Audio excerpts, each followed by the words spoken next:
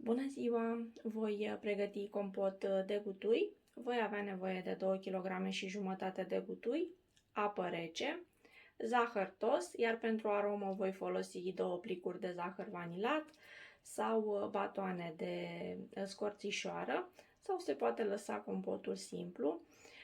Voi folosi borcane de 500 de grame, se pot folosi borcane de 400, de 700, de 800 sau de 900 de grame.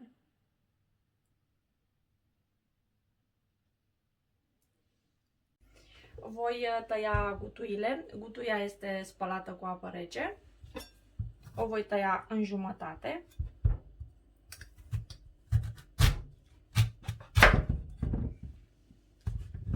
Fiecare jumătate o voi tăia în sferturi.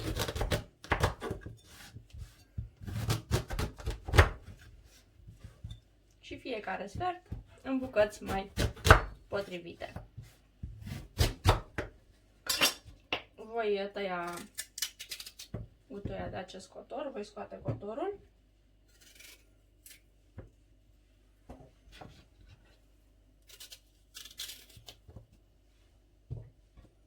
Dacă gutuia este puțin stricată, se curăță puțin gutuia de stricăciuni.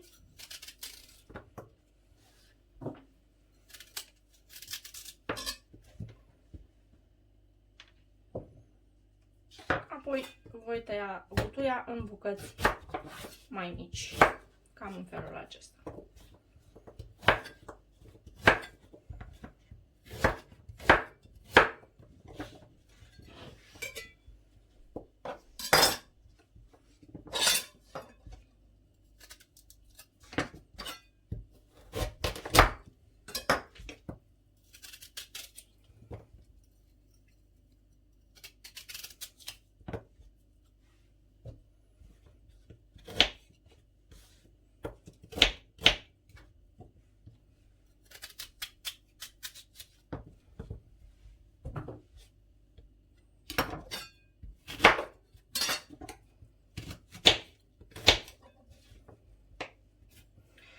Voi proceda în felul acesta cu toate gutuile, le voi tăia în jumătate, apoi în sferturi, fiecare sfert în bucăți mai mici. Voi scoate cotorul și voi curăța și micile stricăciuni de pe gutuie. Apoi voi pune gutuile tăiate într-un castron cu apă rece. În felul acesta gutuile nu vor mai oxida.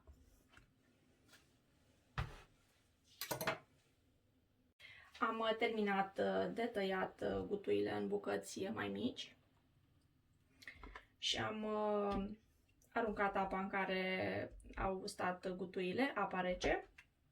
În felul acesta am împiedicat cât de cât oxidarea gutuilor. Acum voi lua câte un borcan. Eu am borcane de 500 de grame, se pot folosi și borcane de 400, borcane de 700, de 800 sau de 900 de grame. Voi umple borcanele cu gutui.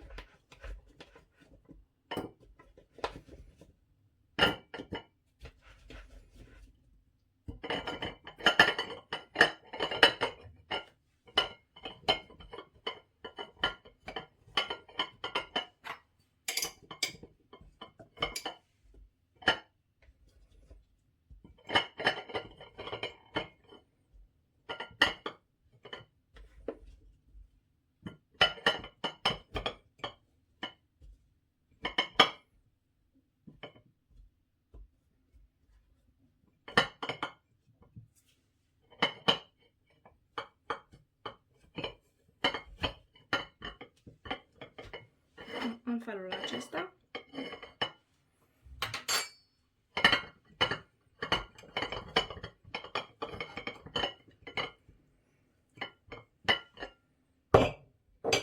Voi lua al doilea borcan.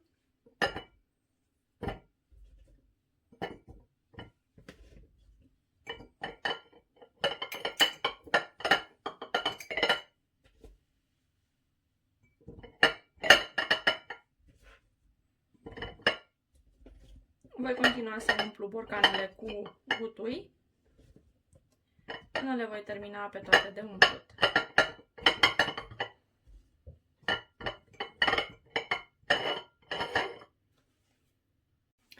În fiecare borcan voi adăuga câte o lingură de zahăr tost.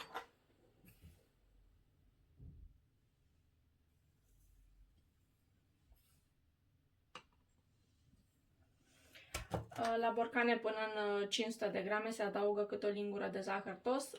Dacă se folosesc borcane de la 700 până la 900 de grame, se adaugă în borcane câte 2 linguri de zahăr tost.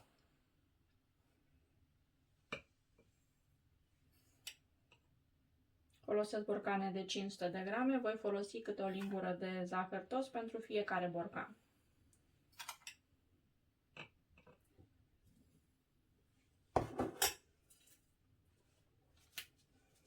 Voi pune și câte jumătate de linguriță de zahăr vanilat pentru aromă sau se poate lăsa compotul de gutui simplu.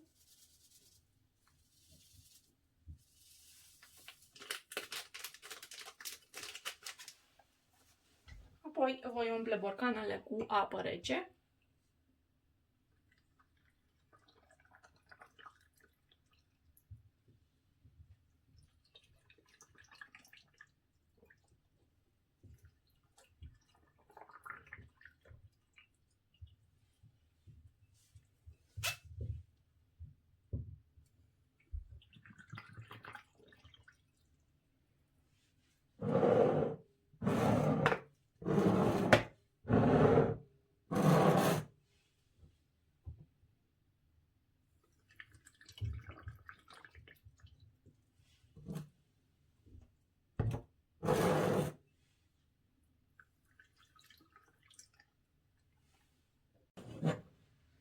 Voi continua să umplu și ultimul borcan de compot de gutui.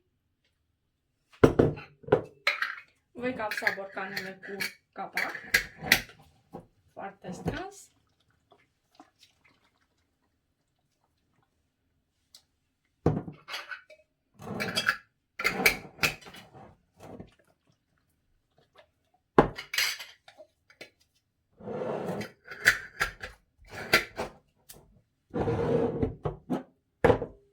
Și voi pune borcanele cu compot la sterilizat.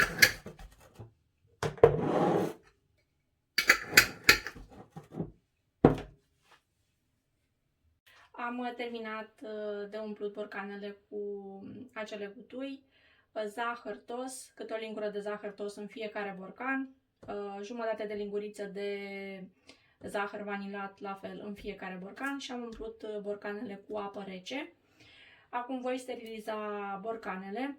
Din acea cantitate de gutui mi-au rezultat 8 borcane de 500 de grame de compot de gutui. Voi da borcanele la o parte. Aici am o cratiță de 5 litri. Voi pune un prosop de bucătărie curat pe fundul cratiței pentru a evita spargerea borcanelor, crăparea borcanelor. Și voi pune borcanele în cratiță la sterilizat.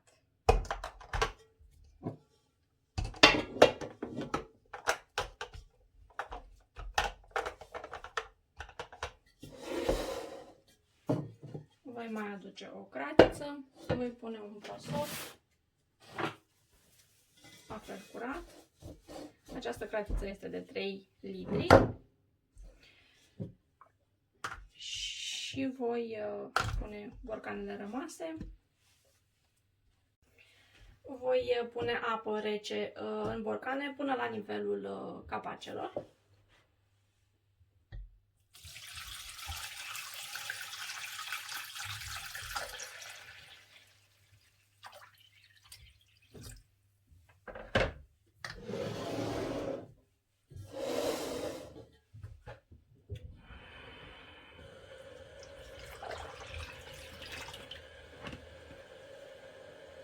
Voi umple și cea de-a doua cratiță cu apă rece, la fel până la nivelul capacelor. Voi pune borcanele pe ochiul de la aragaz la foc mediu pentru 45-50 de minute la sterilizat. După 50 de minute Voi opri aragazul și voi lăsa borcanele să se răcească în cratiță.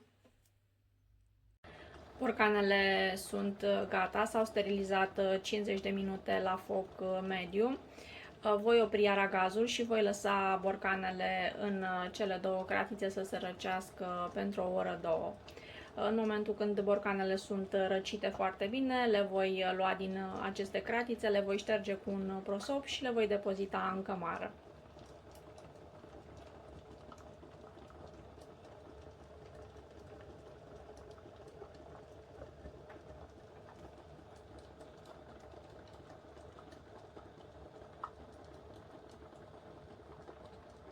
Compotul de gutui a ajuns la final. Este un compot gustos și plin de vitamine.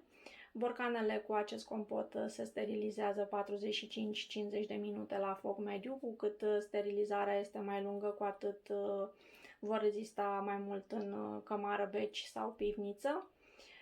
Aceste borcane cu compot sunt gata în 4-5 zile. Se poate servi.